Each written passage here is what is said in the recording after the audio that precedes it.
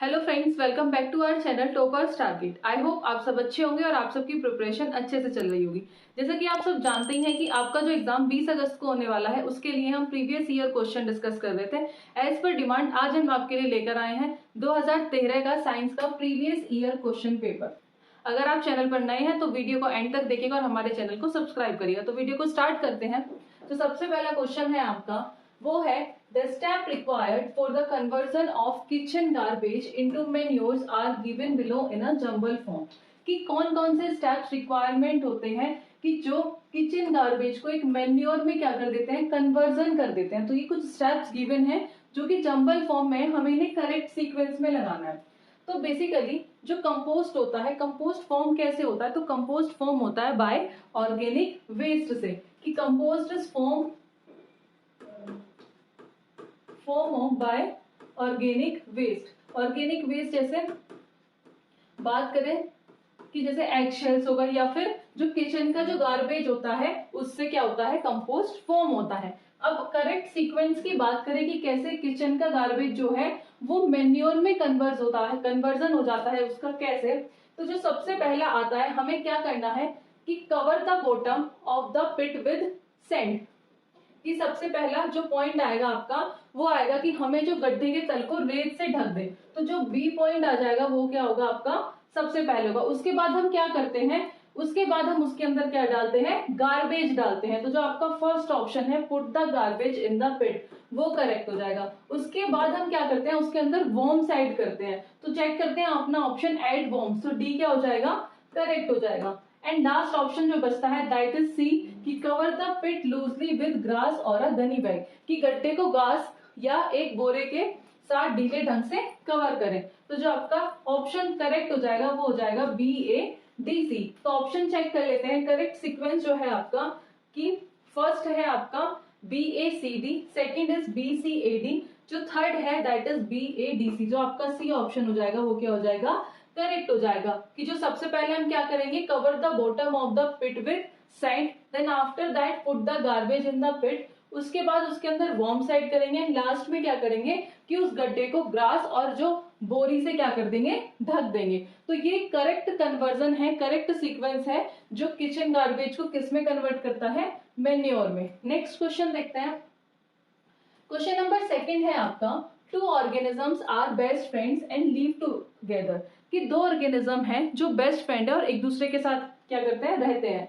Once provide shelter water and nutrients. कि जो एक है वो क्या प्रोवाइड कर रहा है, वो शेल्टर प्रोवाइड कर रहा है, वाटर्स प्रोवाइड कर रहा है, न्यूट्रिएंट प्रोवाइड कर रहा है।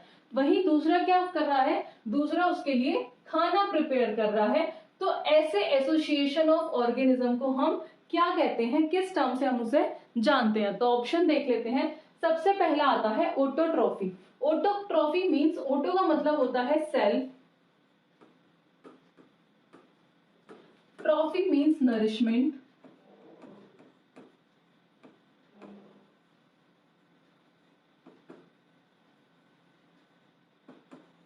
मींस जो अपना खाना खुद प्रिपेयर करते हैं। बट क्वेश्चन में कहा है कि दो ऑर्गेनिज्म क्या है, बेस्ट फ्रेंड है, एक दूसरे के साथ रह रहे हैं। तो एक तो शेल्टर न्यूट्रिएंट प्रोवाइड कर रहा है, वहीं दूसरा क्या कर रहा है, दूसरा खाना प्रिपेयर कर रहा है। ऑटोट्रॉफ्स ग्रीन प्लांट्स जो होते हैं वो अपना खाना खुद प्रिपेयर करते हैं by the process of photosynthesis. But कुछ ऐसा भी है कि जो दूसरा ऑर्गेनिज्म है वो शेल्टर वाटर न्यूट्रिएंट्स भी प्रोवाइड करता है। तो नेक्स्ट ऑप्शन देखते हैं, दैट इज सिम्बायोसिस।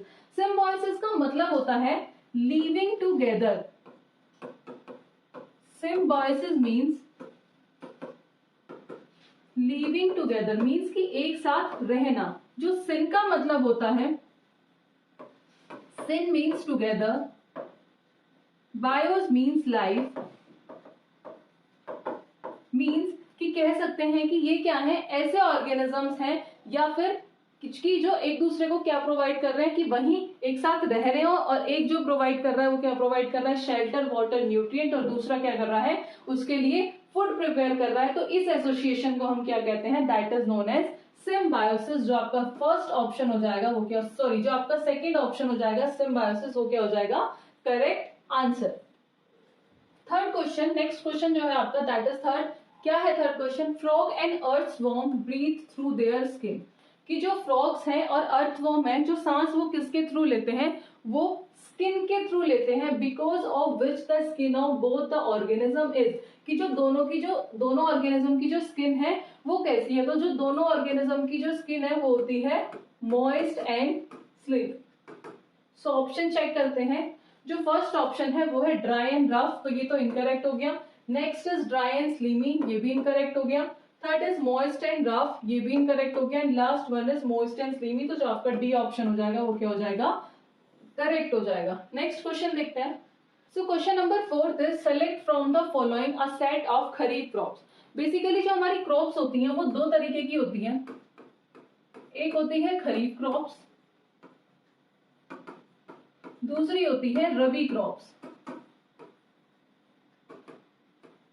अगर बात करें खरीफ क्रॉप्स की, तो जो खरीफ क्रॉप्स है वो ग्रो होती है, वो कब ग्रो होती है, वो ग्रोन होती है जून टू सितंबर में, मतलब रेनी सीजन्स में, ग्रोन इन रेनी सीजन। अगर बात करें रबी क्रॉप्स की, तो जो रबी क्रॉप्स ग्रो होती हैं वो होती हैं विंटर सीजन में, ग्रोन इन विंटर सीजन्स में ग्रो होती हैं।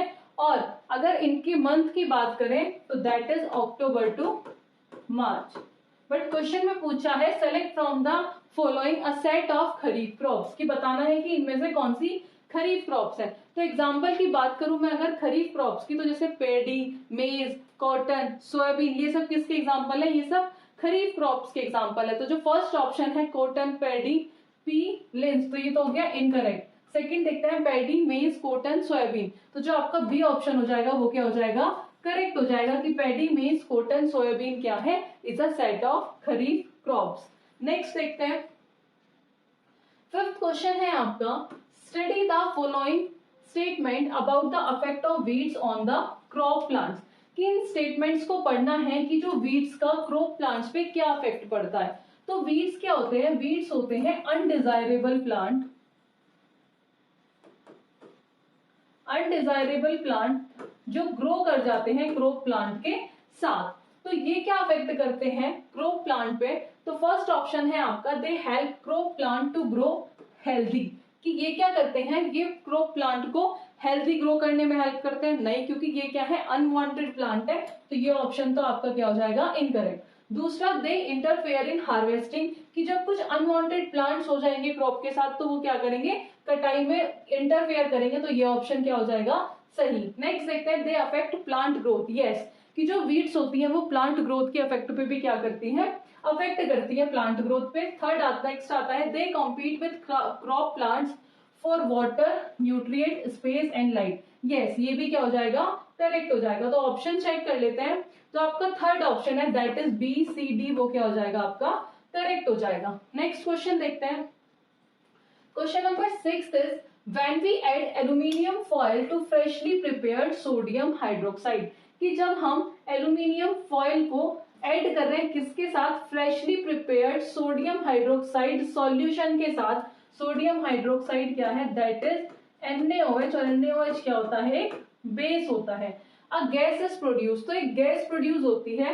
विच of the following correctly state the properties of this gas. तो आपको एक चीज ध्यान रखनी होगी कि जब मेटल बेस के साथ रिएक्ट करता है तो कौन सी गैस प्रोड्यूस होती है, प्रोड्यूस होती है हाइड्रोजन गैस।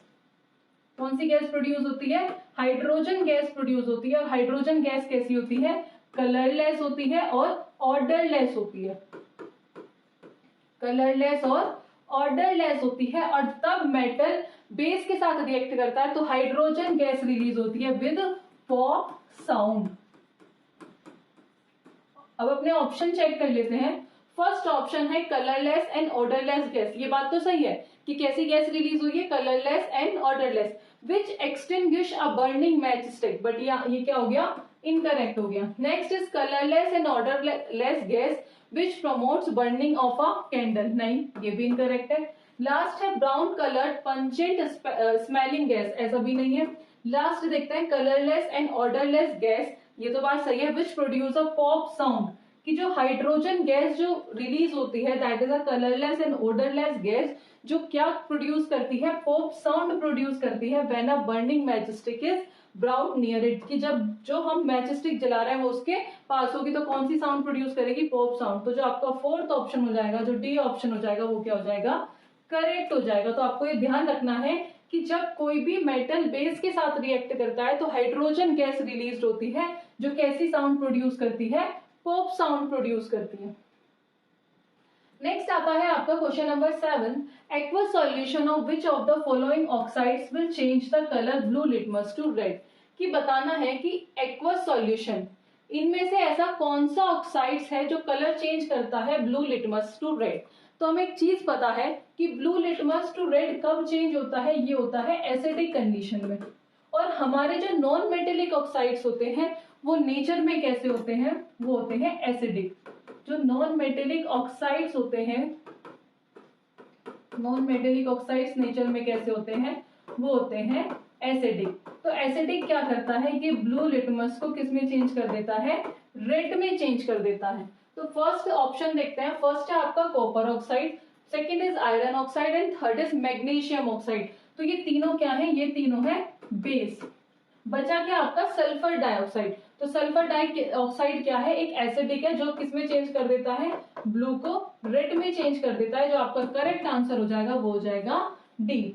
नेक्स्ट क्वेश्चन देखते हैं। Question number 8 is which of the following is a pair of exhaustible natural resource.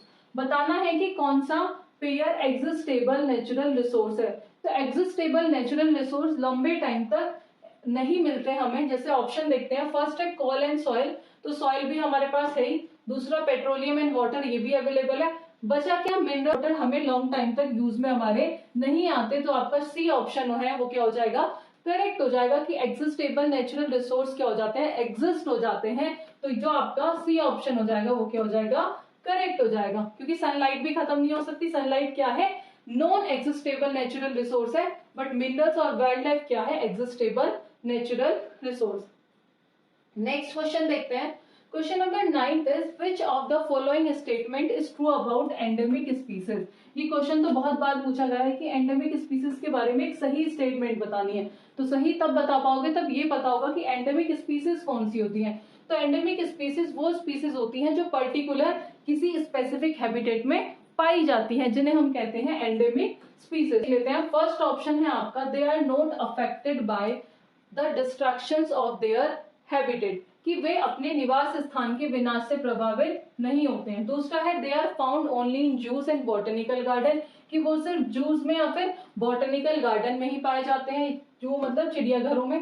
Third आता है they are found exclusively in specific habitat. Yes, जो आपकी एंडेमिक स्पीसीज जो होती हैं वो स्पीसीज होती हैं जो किसी पर्टिकुलर एक स्पेसिफिक एरिया में ही पाई जाती हैं, एक स्पेसिफिक हैबिटेट में ही पाई जाती हैं। तो आपका सी ऑप्शन हो जाएगा, दैट इज करेक्ट, कि एंडेमिक स्पीसीज कह सकते हैं एक ऐसी स्पीसीज जो एक पर्टिकुलर एक स्पेसिफिक हैबिटेट में ही पाई जाती हैं, जिसे हम कहते हैं एंडेमिक स्पीसीज। नेक्स्ट क्वेश्चन देखते हैं। क्वेश्चन नंबर 10 है आपका, out of the different combination of terms given below the correct combination of terms with reference to an animal cells, कि बताना है कि चार ऑप्शन में से कि कौन सा करेक्ट कॉम्बिनेशन है किसके रेफरेंस में, एनिमल सेल के रेफरेंस में। तो अगर बात करें एनिमल सेल की, तो एनिमल सेल्स में क्या क्या चीजें प्रेजेंट होती हैं। तो एनिमल सेल में सेल मेम्ब्रेन होती है, राइबोसोम्स होते हैं, क्रोमोसोम्स होते हैं और माइटोकॉन्ड्रिया प्रेजेंट होता है। तो ऑप्शन चेक कर लेते हैं। फर्स्ट ऑप्शन है nucleus, plastid, cell membrane, cell wall, but chromosome तो नहीं है, तो आपका first option incorrect. Next is nucleus, chromosomes, ribosomes, cell wall, but इसमें माइटोकॉन्ड्रिया नहीं है, तो ये भी क्या हो जाएगा, इनकरेक्ट हो जाएगा। थर्ड ऑप्शन देखते हैं, cell membrane, chromosomes, ribosomes, mitochondria, तो आपका जो सी ऑप्शन है वो क्या हो जाएगा, करेक्ट हो जाएगा कि in terms of animal cells, या कह सकते हैं कि in reference of animal cells में क्या प्रेजेंट होती है, cell membrane, chromosomes, ribosomes and mitochondria. Question number 11 is which of the following element must be available in water for the metamorphosis of tadpole। बताना है कि tadpole के Metamorphosis के लिए कौन सा एलिमेंट वाटर के अंदर अवेलेबल रहता है। तो फर्स्ट ऑप्शन है chlorine, second bromine, third sulphur, fourth is iodine. तो मेटामॉर्फोसिस क्या होता है, मेटामॉर्फोसिस कह सकते हैं कि transformation of larva into an adult through a drastic change, that is known as metamorphosis. और जो टैडपोल्स होते हैं उन्हें थायरोक्सिन हार्मोन्स की रिक्वायरमेंट होती है, तो वो कौन सा एलिमेंट कंटेन करते हैं, वो करते हैं आयोडीन। जो आपका डी ऑप्शन हो जाएगा वो क्या हो जाएगा, करेक्ट हो जाएगा। आयोडीन क्या है, करेक्ट आंसर है। नेक्स्ट क्वेश्चन देखते हैं। Question number 12 is which one of the following is not the objective of teaching of science at upper primary stage, कि इनमें से बताना है कि कौन सा मेथड या फिर जो टीचिंग ऑफ जो साइंस पढ़ाने के लिए सही नहीं है एट अपर प्राइमरी स्टेज पे। सो इसमें बताना है कि निम्न में से कौन सा उच्च प्राथमिक स्तर पर विज्ञान के शिक्षण का उद्देश्य नहीं है। तो फर्स्ट ऑप्शन है developing questioning and acquiring skill. तो ये तो सही है कि क्वेश्चन को पूछना और उनकी कौशल को विकसित करना। दूसरा है acquiring technological skills. Third is acquiring process skill. तो जो थर्ड है वो भी सही है कि प्रोसेस स्किल्स को एक्वायर करना। लास्ट है एक्वायरिंग साइंटिफिक लिटरेसी, ये भी सही है। जो आपका बी ऑप्शन है वो क्या हो जाएगा, करेक्ट हो जाएगा, एक्वायरिंग टेक्नोलॉजिकल स्किल, क्योंकि पूछा है कि कौन सा ऑब्जेक्टिव नहीं है। तो जो आपका बी ऑप्शन हो जाएगा वो क्या हो जाएगा, करेक्ट हो जाएगा। नेक्स्ट क्वेश्चन देखते हैं। Question number 13 is given below are the step the presence of protein in the food item, these steps are not in correct sequence। कुछ steps given है, बताना है कि क्या टेस्ट बेसिकली बताना है कि कैसे हम प्रोटीन को डिटेक्ट कर पाते हैं फूड आइटम के अंदर। तो कुछ स्टेप्स बताने हैं। तो दीज स्टेप्स, ये स्टेप्स करेक्ट सीक्वेंस में नहीं है, तो इन्हें करेक्ट सीक्वेंस में लगाना है। तो सबसे पहले हम क्या करते हैं प्रोटीन टेस्ट के लिए, मेक द पेस्ट और powder of the food to be tested, कि जिस फूड को हमें टेस्ट करना है उसको हम किस फॉर्म में बना लेते हैं, पेस्टेड और पाउडर फॉर्म में। तो परीक्षण किए जाने वाले भोजन का पेस्ट या पाउडर बनाएं। तो जो आपका बी ऑप्शन हो जाएगा वो क्या हो जाएगा, सही है, तो हम इसे मार्क कर देंगे ए। उसके बाद हम क्या करते हैं, उसके बाद हम करते हैं take a small quantity of food item in a test tube, कि फिर हम थोड़ा सा फूड आइटम लेते हैं टेस्ट ट्यूब में और उसके अंदर वाटर ऐड करते हैं, फिर उसे शेक करते हैं। तो जो आपका नेक्स्ट हो जाएगा ये हो जाएगा आपका ए बी। उसके बाद क्या करते हैं, देन ऐड, फिर उसके बाद क्या करते हैं, ये हो गया आपका ए, ये हो गया आपका बी। उसके बाद हम क्या करते हैं, उसके बाद करते हैं add 2 drop of copper sulphate to it. फिर उसके अंदर हम क्या करते हैं, कॉपर सल्फेट का सॉल्यूशन ऐड करते हैं। तो बी ए, ये हो जाएगा डी। और लास्ट में क्या करते हैं, add 10 drop of caustic soda solution to the test tube and shake well. उसके बाद क्या होता है, जो कलर चेंज हो जाता है वो किस में हो जाता है, वो वायलेट कलर हो जाता है, जिससे हम ये पता कर पाते हैं कि इसके अंदर क्या है, प्रोटीन प्रेजेंट है। तो बेसिकली कॉपर सल्फेट और कास्टिक सोडा की हेल्प से हम प्रोटीन को किसी फूड आइटम के अंदर क्या कर सकते हैं, डिटेक्ट कर सकते हैं by the help of copper sulphate और कास्टिक सोडा। और जो कलर हो जाता है वो किस में टर्न हो जाता है, वो वायलेट में टर्न हो जाता है, जिससे हम ये पता कर सकते हैं कि इस फूड के अंदर प्रोटीन प्रेजेंट है या नहीं है। तो ऑप्शन देखते हैं। फर्स्ट है आपका A B D C, second is B A D C. जो आपका बी ऑप्शन है वो क्या हो जाएगा, करेक्ट हो जाएगा। Correct option is B. Next question देखते हैं। Question number 14 is which of the following term constitute the female part of a flower. बताना है कि इनमें से कौन सा फ्लावर का फीमेल पार्ट है। तो फ्लावर के 2 पार्ट होते हैं, एक होता है मेल पार्ट और दूसरा होता है female part. So male part को हम कहते हैं that is known as stamen और female part that is pistil. It is also 3 part, stigma, style, ovary. But in case of male part, stamen consists of 2 parts, that is anther and filament. तो पूछा है female part of the flower, stigma, style, ovary. Option check कर लेते हैं। First option is stigma, ovary, stamen. Stamen क्या है, male part है, तो ये तो इनकरेक्ट हो गया। दूसरा स्टिग्मा, ओवरी, स्टाइल। तो जो आपका बी ऑप्शन हो जाएगा वो क्या हो जाएगा, करेक्ट हो जाएगा, stigma, ovary, style. Rest of the option भी देख सकते हैं। स्टेमन सेम मेल पार्ट है और लास्ट में भी स्टेमन, पेटल, सेपल्स। तो स्टेमन क्या है, मेल पार्ट है, तो जो आपका बी ऑप्शन हो जाएगा वो क्या हो जाएगा, करेक्ट हो जाएगा। नेक्स्ट देखते हैं। Question number 15 is how many muscles work together to move a bone, कि बोन को मूव करने के लिए कितनी मसल्स एक साथ काम करती हैं। तो जो इसका आंसर है वो है 2, कि 2 मसल्स एक साथ मिलकर काम करती है ताकि वो बोन को क्या करा पाए, मूव करा पाए। जो आपका फर्स्ट ऑप्शन हो जाएगा 2 इज करेक्ट आंसर। नेक्स्ट देखते हैं। Question number 16 is choose the set that represent only the biotic component of a habitat. तो हैबिटेट क्या होता है, हैबिटेट एक ऐसा प्लेस होता है जहां पे ऑर्गेनिज्म रहते हैं। हैबिटेट 2 टाइप का होता है, एक होता है बायोटिक और दूसरा होता है अबायोटिक। बायोटिक को हम कहते हैं दैट इज लिविंग, और abiotic that is non living. So option में देखते हैं, इसमें पूछा है कि biotic component of a habitat. तो फर्स्ट है आपका sand, turtle, crab, rocks. Rocks क्या है? अबायोटिक, तो ये ऑप्शन तो इनकरेक्ट हो गया। Second is insect, frog, fish, aquatic plant. तो ये सब क्या है? That is a biotic component. तो जो आपका बी ऑप्शन हो जाएगा वो क्या हो जाएगा? करेक्ट हो जाएगा। एक बार रेस्ट ऑफ द ऑप्शन भी चेक कर लेते हैं। Tiger, deer, grass, soil. तो ये क्या है? अबायोटिक है। इंसेक्ट, वाटर, एक्वेटिक प्लांट और फिश। तो वाटर क्या है? That is abiotic. तो जो दैट इज अबायोटिक। तो जो बायोटिक कंपोनेंट है हैबिटेट के वो कौन कौन से? Insect, frog, fish, aquatic plant. तो जो आपका बी ऑप्शन हो जाएगा वो क्या हो जाएगा? करेक्ट हो जाएगा। Question number 17 is which of the following pair is related to the inheritance of character. बताना है कि कौन सा पेयर इनहेरिटेंस ऑफ कैरेक्टर से क्या है? रिलेटेड है। सो फर्स्ट ऑप्शन है क्रोमोसोम्स एंड जीन। तो यहीं से हमें आंसर मिल गया, दैट इज अ क्रोमोसोम्स और जीन किससे रिलेटेड है? इनहेरिटेंस ऑफ कैरेक्टर से। कि क्रोमोसोम्स क्या करते हैं? जीन को कैरी करते हैं और हेल्प करते हैं इनहेरिटेंस में। ये क्या करते हैं? कैरेक्टर्स को ट्रांसफर करते हैं फ्रॉम पेरेंट टू प्रोजेनी। सो जो आपका आंसर हो जाएगा वो क्या हो जाएगा? Chromosomes and gene. I hope आपको ये वीडियो पसंद आई होगी। फर्दर ऐसी वीडियोस के लिए आप हमारे चैनल से जुड़े रहिएगा।